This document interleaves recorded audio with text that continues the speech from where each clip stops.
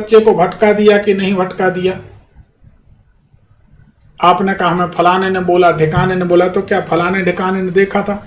आपको सही उत्तर यह देना चाहिए कि बेटा हमने पूरी उम्र तपस्या की, पूरे जीवन राह देखी, भगवान हमें तो नहीं मिले, अगर तुम्हें कभी मिले तो तुम हमें जरूर बताना कि भगवान त्रिशूल लिए हैं कि धनुष बाण लिए हैं कि बांसुरी लिए हैं।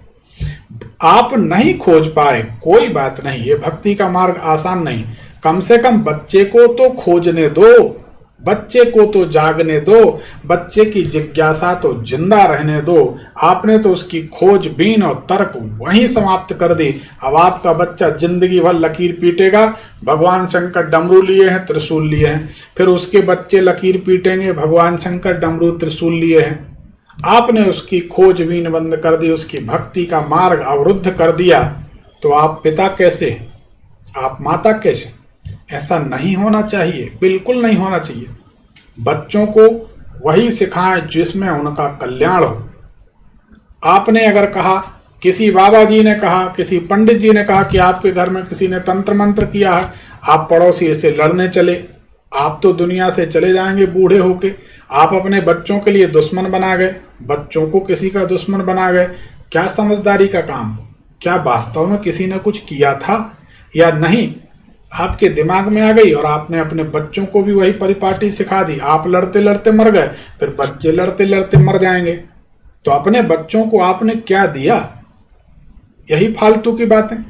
उसके बाद आप कहते कि हमारा परिवार सुखी नहीं है, किसी ने कुछ कर दिया।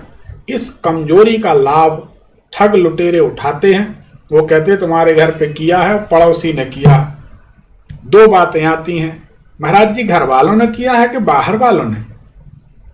आदमी समझ जाता है तो कह देता घर वालों ने। फिर आदमी पूछता महाराज जी किसी नारी ने किया है कि पुरुष ने? अच्छा, आप ऑप्शन दे रहे हैं, कौन बनेगा करोड़पति चल रहा है क्या?